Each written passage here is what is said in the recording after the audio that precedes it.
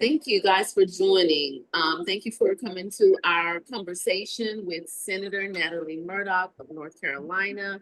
We want to have a candid conversation about the things that are happening in North Carolina and to share with everyone different perspectives on what's happening. Senator Murdock will speak specifically to the things that are happening. And this is information that if you did not know, now you know. So we are 1K Women Strong. We are an organization that is comprised of women. Our mission is to empower Black women across the country to reclaim their political power by mobilizing them for action. And so this is a very important opportunity and time to share and listen to Senator Natalie Murdock. So, Senator, is there something you would like to say before we begin the conversation?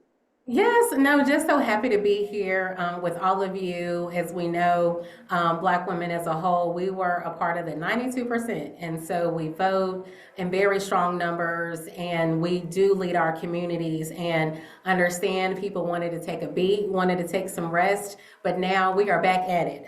So even with last weekend, with a lot of the No Kings rallies, I saw that not only are Black women getting more activated, a lot of them were organizers of that rally just on last weekend. A lot of their organizations were a part of us making history with one of the largest demonstrations nationwide. So lead with that to say, yes, get your rest, focus on self-care, but it is time to check back in, to clock back in, because there is nothing that a Black woman can't do. And so the future of our very country is at stake, along with democracy as a whole. And when you look at that iconic graphic of the Black women, looking above as everything is burning down and they're sipping their tea, guess what? Eventually that fire will engulf you and your community as well. So now more than ever, it is the time to clock back in and get to work and do the unique work that we are uniquely equipped to carry out. Absolutely, absolutely to everything you said. And thank you for doing the work that you do and the compassion that you bring into the room. So with that being said, it leads me to my very first question. With voting in democracy, with the recently gerrymandered districts, how can we ensure representation remains fair and transparent? And how does the new map impact North Carolinians in the next election? Yeah, first and foremost, since this is 1,000 Black women strong, Black women, again, always leading the way. When I first got to really know the now nationally known Congresswoman Jasmine Crockett, she was a state House member in Texas. And people have to remember, Texas broke a quorum some years ago. I think that was 2021, I believe, because we were coming out of COVID. We were fighting for a National Voting Rights Act to be renewed. And I joined a number of them. And till this day, she thanks myself, three other colleagues. We stood in solidarity with Texas as they broke a quorum to fight against maps that would silence voters, largely minority voters, voters of color. So now, full circle, you have the president himself that is calling states. He's calling governors, he's calling leaders of state legislative bodies. People have to remember it is your state legislative bodies that draw your maps. So yes, focus on congressionals and presidentials. I know they're kind of the bigger, shiny object, a little sexier to work on. But me being a state senator, you cannot overlook your state legislative bodies. They are the ones that draw those maps. Typically, maps are drawn once every 10 years because you have a census, and North Carolina is a great example of that. We picked up a congressional district. We went from around 9 million to closer to 11 million. We may have already hit 11 by the last census. So we went from 13 congressional districts statewide to 14. So we had an additional seat, of course, and again, they're being partisan. So I will be partisan because they're saying the quiet part out loud. Republicans in North Carolina, we're in the super minority in the House and Senate. So they drew the maps, as we knew, to favor Republicans. That's when we had a stronger Supreme Court here in North Carolina. So the courts are part of this too. The Supreme Court said that as a gerrymander map, it's unfair. There was a court-ordered redraw. So we went from, we had 13 seats, picked up 14, and we picked up more seats that were either Democratic leaning or at least competitive. We still had 2 competitive seats. You had the district that I'll be talking about next, and then another district that former Congressman Wiley Nichols served in. So a 7-7 split. And it makes sense for North Carolina. We're a 50-50 state. So those court-ordered maps should have remained. What is now happening is we have now had the third, wait for it, third as of this week, third redraw in North Carolina. You typically don't do what you call a mid-year census. So from those 10 years, you don't typically change it in 5 years. You typically wait every 10 years to redraw maps. So for everyone that wants to say, oh, Democrats did it first, this is unprecedented. We did not go around and change congressional maps 3 times within 5 years. We never did that. We never had a president that was calling states saying, hey, I need 3 seats here, I need these seats here. This is new territory. So in Texas, they picked up 5 congressional seats. In Missouri, they worked to pick up more seats, all Republican, and then they're looking at doing the same thing in Indiana. In North Carolina, they were ahead of the game because we are unfortunately ground zero for gerrymandering. And so they already we had a 7-7 split of our 14. We went from 7 down to 4 already. We already lost 3 congressional seats. That resulted in us losing 3 Democrats in North Carolina. Why is that significant nationally? That cost us having the majority in the U.S. Congress. That is why they're playing these games. They're trying to add up the different congressional members in the different states to secure a Republican majority. So unfortunately, for a lot of you nonpartisan organizations, we will have to speak our truth because they are forcing our hand, and that is the reality of what is happening. So they only were able to pick up 1 seat in North Carolina, but it was still a gut punch. That traditionally is a Black seat. It is the heart of the Black belt. It is when we had a true Voting Rights Act. It was one of those districts that was created to give African Americans the representation we deserve to have in Congress. We are, I think, still upwards of over 20% African American here in North Carolina, knocking on 30. We're not quite as high as Georgia. That's why we're always a battleground state, but we are over 20. And we have every right to have a number of people of color in Congress. And so since 1992, that seat has always been in the hands of a Black candidate. Now, where we really are messing up, which is why, again, this false equivalency of what happened in the past, this is unprecedented. We are a state with 11 million people. We as senators did not even see those congressional maps until Thursday, on the Thursday, and we showed them on a Monday. That is how quick the turnaround was. Were there public hearings? No. The impacted district, that would be eastern North Carolina, east of I-95. They made those people drive 2, 3, 4 hours to Raleigh to make public comments. Not a single hearing was held in eastern North Carolina. So the least they could do is tell them to their faces that they're gerrymandering their district to answer to the president. That's the least that they can do. They made them come to Raleigh, but there was an online portal. And what I am thrilled to report, 12,000 people only had from Thursday to Monday, and we collected 12,000 comments.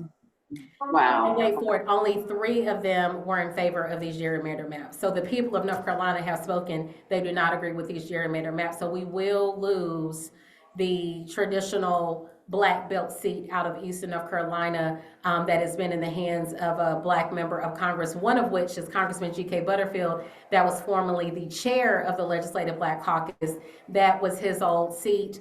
And Eva Clayton herself, I'll close this block with this because it was just so powerful. She is 91 years old. She drove for 2 hours to come to Raleigh to comment. When you give public comment, you only get 1 minute. She drove for 2 hours to have 1 minute of a comment. A normal person would have said, this is a member of Congress, I'm going to give them a little bit more time to comment. Congresswoman Adams, former Congressmember Eva Clayton, they still gave them the 1 minute, but she made that minute count.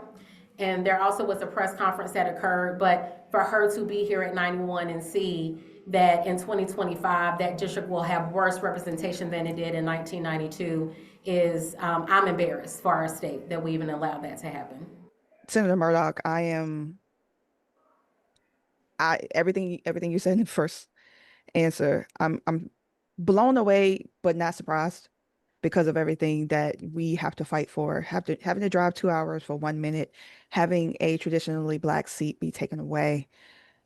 They really cannot do anything without moving the goalposts, without attempting to usurp any other power that's not directly theirs from those that have earned their spaces in these Mhm. places. So it's just one of our first social media ambassador, she was raised in Western North Carolina. She's in Maryland Okay. now. And I reached out to her. I was like, "Hey, are you East North Carolina?" She was like, "No, Western. Where's a sundown town in Red County?" I was like, "Oh, okay."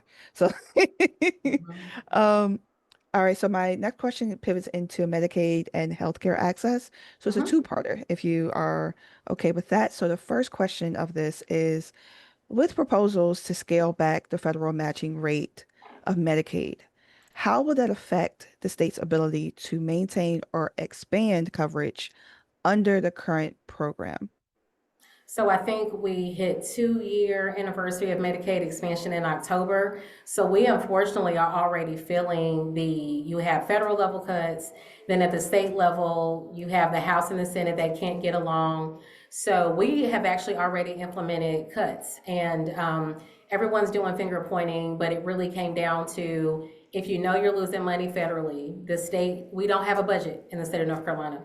So October 1, unfortunately, there were already 3% cuts to those that get paid to provide services. So your local doctors, your local health centers, and over time, you're going to have doctors that are going to say, I can't continue to serve Medicaid clients because I'm not getting paid from the state. So North Right. Carolina is an example where we're already feeling it, even though we finally expanded Medicaid, but we haven't expanded it long enough to actually feel the savings that were going to occur. Mm.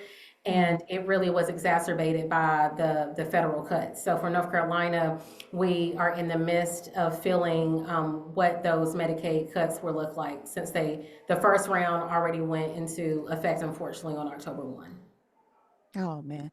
Because that kind of goes into our next question, and it kind of answered a little bit of it, but how is the state preparing to keep providers engaged to ensure fair reimbursement rates and quality of care, even as the deadline has hit October 1st? Yeah, I don't want to gloss over, because I met with some advocates actually yesterday, so it is really fresh in my spirit. It is Mm. literally our House and Senate cannot get along. And it's not unique to North Carolina. You have a number of states where they have supermajorities and they still can't figure it out. And that's what we're dealing with in North Carolina. So meetings are occurring, but we still don't have an agreement between the House and the Senate. But my advice to the advocates is continue to show up. Remember when they were going to get rid of Obamacare and you had folks that went to DC to stage die-ins? It is time to turn up the pressure. You were literally talking about people's lives. We Right. had advocates yesterday that literally brought their children that have very specific illnesses that need this care to live. They need to feel the pressure. They have the power. We don't. So as far as the state of North Carolina, those health chairs need to get in a room and they need to hash it out.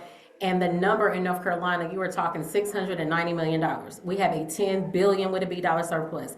We can fund this, and we But should have already done it, but we can but we can fund it if we choose to. mm, Wow, wow. So with the situation with rule and the workforce, so it leads me to the question of, there are many hospitals closing or struggling, right? To just stay open to operate, just to maintain their capacity. What can legislature do to help stabilize and sustain them?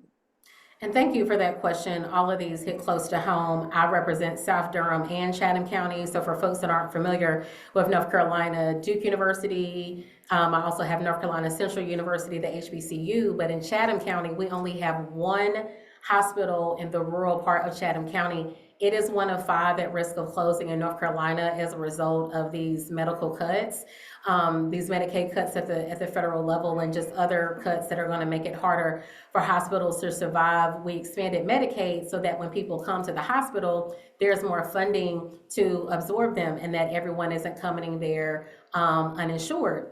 So not only will hospitals close, you're going to have more pressure on the hospitals, because when people start losing their coverage, they are not going to go to the doctor. They'll say, I'll just wait. I'll go directly to the urgent care or the emergency room. So our rural hospitals really will be the ones that will feel the impact, and can't stress enough, we will lose providers. States like North Carolina that can't figure it out, you'll have doctors that say, I can go to Virginia, I can go to California, I can go to Connecticut. As a result of them cracking down on reproductive rights, we've already seen doctors that are leaving to go to those states. But these hospitals are barely hanging on, and they need those federal and state dollars to keep their doors open. Wow, wow, wow. I'm so, so sorry. And what role, next question would be, what role does telehealth and out-of-state licensing play in closing the healthcare gap for the underserved in those communities? Out-of-state licensing is very important. There are some good things we are doing, and I actually serve on the healthcare committee here in North Carolina. We have engaged in more of those compacts where across state lines you can be licensed in various states. So that is helpful. I think we could do more to incentivize doctors to serve in rural areas. I even had a line sister whose husband, after pharmacy school at Howard, they cleared out his student loan debt. You know, Howard is very expensive. And he was a pharmacist actually on an indigenous reservation, and they paid for all his student loans. So we need more of those programs to encourage people to serve in rural areas. And when it comes to the Medicaid funding, they just need that stability. So at the state level, we've got to do our part, but at the federal level, which don't want to skip over, that's why we are in the midst of this federal shutdown. It is over healthcare. So from the federal level to the state level, our inability to provide health care is bringing our government to its knees. But powerful people are a healthy people. Health care is a basic human right, and we have the funding to do it at the federal and state level. It's just about the political will to step up to the plate. Thank you so much for sharing about specifically what it's like to step up to the plate and make those hard decisions. So as we go into the sixth question that we have, it's Mhm. about substance abuse and continuity of care. Mhm. The new Mhm. law that suspends Medicaid instead of ending it for people that are incarcerated is an important change. How can we make sure the transition back to community care is seamless for those that are battling addiction? Yes, something else that I am proud of, the work that we've done here in North Carolina in concert with a number of universities, but particularly Eastern Carolina University. They have programming where, you know, when you are incarcerated or justice involved, obviously we don't want you to be there. We want you to come back to your homes and reenter society, but it does provide an opportunity for some people to get the best health care they've received in their entire lives. And when it comes to substance abuse, you have the ability to get the treatment, the therapy, even the medication that weans you off of these substances.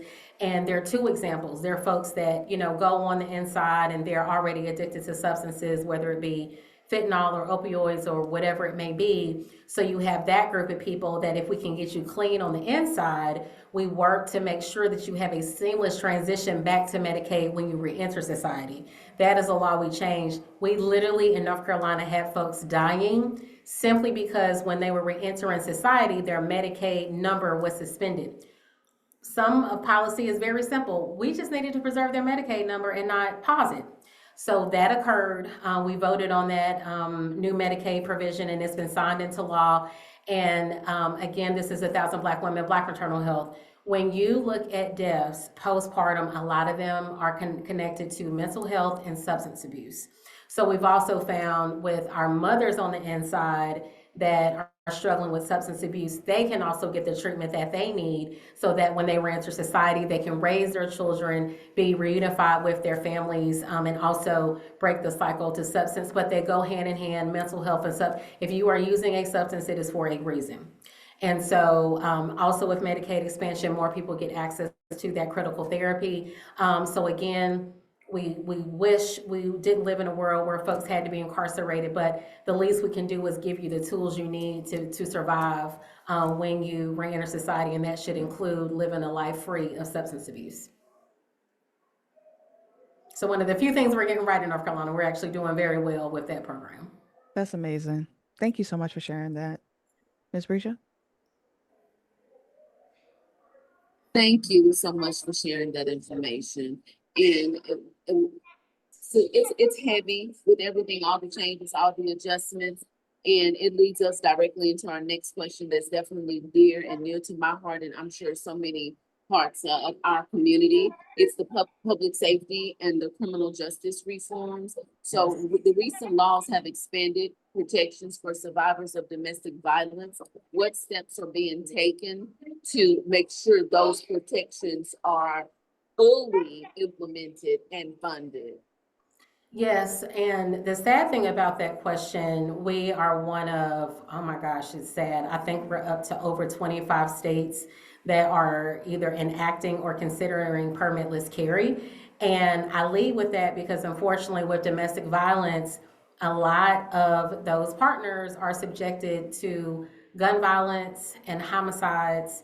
And so, what concerns me is we have additional domestic violence protections, but if everyone is getting access to guns, including people that may harm their partner. There was a time in North Carolina where the sheriff could go in, do a local background check, and he may say, wait a minute, we just had a domestic violence incident with this individual. Maybe they don't need to purchase a gun at this time. We changed the law and they can no longer do that.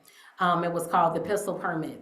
And so since we can't do that, I'm really concerned about mixing the firearms with domestic violence victims. One of my own colleagues in the Senate, when she spoke against permitless carry, that was her example of her partner came and hunted her down like an animal. And she's very public about that story. So that's one piece. But yes, more protections, more people are telling their stories. And it's work we're going to have to continue to do. You know, I hate that we're still in a time where we have to continue to do work on that, but also protections for those victims after they go public with what they've endured. We can never do enough to ensure their safety and to ensure that when they do come forward, their allegations will be taken seriously and go through the proper legal process. Oh, you're on mute, Brisha. I was just saying that is perfect, and it definitely leads right into the next question. Yes, and if it's okay, we may have a question from Tania, and she based Okay, on the parallels that she's experiencing in sure. Alabama. So I believe she may want to come on really quickly to ask a question that Of coincides with course. the ones that we've been asking so far. If not, I think she might write it down. Yeah, But Yes, hey, Tania. Yeah, I'm she's here. off Hey, mute. how are you? Yeah. I'm good. Good, I'll how be are real quick. I got you? pulled into a fall festival this evening, but there are a lot of parallels, you know, to North Carolina and Alabama, and I think a lot of times people they forget how life was before the ACA, and just like they forgot how life was before COVID, and Yep. like they took this individual back in office. Mhm. It just makes me just like think like or try to figure out or try to reason like what do we have to do, I guess, as organizers, you know, beyond trying to make the message plain of how serious this issue is, because you know there was a time where you did not have to have health coverage, and you could choose, okay, well, I'm not going to get health coverage because I can't afford it. And then, you know, people go to the ER when things are really urgent. Women are not getting mammograms, you know, people are not getting colonoscopies. It just makes me just kind of wonder what more can we do from, I guess, an organizing standpoint Mhm. to kind of drive this point home. Yeah, I think as organizers, and thank you for that question, because if I heard you correctly, you're based in Alabama. I was actually on a virtual call with some legislators out of Mississippi yesterday. And I think we do need to remind people of how bad it already is, because those stories are out there. They told me about a woman that was bleeding out on the side of the road because of her inability to get reproductive care. And I hate that that poor woman had to endure that. But guess what? She will be testifying in front of their legislative body next week to share her story. So I think that, for one, understandably, and I was an organizer as well, people are tuned out, they're checked out, they're tired of the news, they're tired of all the negativity, but that is the goal of the other side. They want to confuse you. They want it to be a game of whack-a-mole where you don't even know what to focus on. So as organizers, because I still call myself an organizing activist legislator, we have to cut through that noise, and it also comes through working with community of people telling those stories. With the Black maternal health work we do, we bring those women in and let them tell their stories. And so people do get amnesia, but today in real time, you have people that aren't getting care, that are having issues, that are being turned away. Insurance premiums go up. I've been sharing my own story. Unfortunately, I'm doing great now, was hospitalized for 5 days. I immediately get an email, oh yes, and this is with state health insurance. Oh, you owe us $1,300. That's as soon as I checked into the hospital. What if I was not working and I didn't have the means? And I'll be honest, I will be breaking that up into multiple payments. So what they do care about is their pockets. And so when we share those healthcare, those premiums that are going to go up for everybody, that should also get folks' attention as well. So I would hit them in their pockets and hit them with those stories of people not getting care that they have every right to have an access to, especially in rural communities. As we move into gun laws and permitless carry, how do you view the proposal to allow concealed carry without a permit, training, or sheriff approval? It is horrifying, and hats off to one of my colleagues here in North Carolina. He is a pastor in the Senate, and he shared a story where he had to eulogize someone that accidentally shot himself. We also, unfortunately, here in Durham had a 4-year-old. The firearm was not locked up. It was just on the table at the house. That 4-year-old shot themselves and died. So when you go through the training to have a gun, they teach you about safe storage, how to be a responsible gun owner. So this misnomer that progressives, liberals don't want anyone to have guns, not true. We want people to be responsible gun owners. And I just did a community event myself where we had gun locks and everything available. But I know over 20 states at least, I think it's a little bit higher, now have permitless carry, meaning no permit, no training, nothing is needed, and reducing the age to 18 years old. So at 18, you could still be in high school. At least when you go to the military, you are being trained how to use that firearm. So you can now have 18-year-olds just out here getting guns, doing whatever it is that they want to do. It is ridiculous. It is insane. It's going to make our communities even more unsafe when mass shootings are at an all-time high. But it's called the lobbying groups that push this from state to state to state, and you have elected officials that are more concerned about getting campaign donations from organizations that want people to have guns than actually protecting the people in their communities. So that's how we got here. So That is- good. Yeah. I'm sorry, Joy. No, I was saying that is how we got here. Yes, but in North Carolina, we have held the law off for now. It's been vetoed by the governor, and they haven't overwritten it yet. So in North Carolina, we're not quite there. We're still fighting it. Thank goodness. Thank goodness. Right. Fingers crossed. And this is such a loaded question. This is good. With the economic growth, infrastructure, and workforce, with so many families struggling under the cost of living, how can the state offer real relief and help build economic sustainability? I love this question. We're unable to do this in North Carolina, but I have no issues giving Republicans credit when they deserve it. In Virginia, a big part of how Governor Youngkin won, he got rid of those grocery taxes, right? All politics is local. So we could look at the grocery tax, either reduce it or get rid of it. In New York, they are giving people money back. So it's almost like a mini stimulus for the state. And for states that can afford it, you could figure out a way to say, let's have a monthly supplement for folks that don't quite qualify for SNAP, which is in trouble as well. Let's be clear, as of November 1, we're coming on Thanksgiving and we're gonna have to help our communities. But people could just provide a stimulus, particularly for back to school. There's a lot we could do. I would say even after winter break, we focus on back to school, but what about when they come back in the winter to come to school? So you can actually put actual money in folks' pockets, and you also could return more of their money through taxes, and say as a result of inflation, tariffs, whatever you want to call it. But there are policies that we can engage in to put actual money back in people's pockets. And sad to say, community You know, we literally have airports that have created food banks since these TSA workers are not getting paid. I saw footage earlier today, they literally have a truck and these TSA employees go and pick up food. So even our community kitchens and food giveaways and all of that, we're gonna have to do a little bit of all of it to get through this difficult time. Absolutely. It's funny how those that were essential workers 5 years ago are now again disposable when So it's true. Yeah. so For you to are be a federal employee and you're dependent on a truck of free food. And uh, law enforcement, military personnel. There's footage of lines of military personnel at food banks. right. That's what we're living in right now. That's what we're dealing with right now. Our last question is emerging and cross-cutting issues. So with civil rights and inclusion, what are your thoughts on protecting LGBTQ and gender diverse individuals' rights across the state? Yes, it's a state topic, it's a national topic, and I'm thrilled that ever since I've been in the Senate in 2020, I have always filed bills to protect the LGBTQ plus community.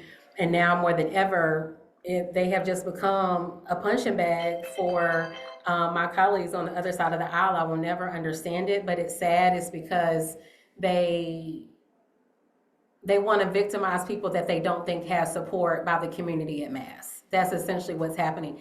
They are bullying communities of people, whether it be immigrants, whether it be LGBTQ plus, because they think no one cares about them. And so now more than ever, we have to push back. You have children that don't feel seen. You have children that are afraid to be who they are, that think that they'll be attacked, think they'll be bullied. And that's just not the America that we need to be building. We need to be more inclusive, to say you could be free to be not only be free to be who you are, you should not be discriminated against for simply being, who you are. And so we're at a time where I remember the testimony we heard from some young people whenever those bills come up, and it breaks my heart each and every time. They are watching everything we do, and it makes them feel like not only does it make them feel like they're not good enough, they feel like they don't have the right to exist, and some of them are actually committing suicide. So this is nothing to play with. They need to be supported, and the last thing we need to do as a government is to legislate the ability for people to live their lives as they truly are.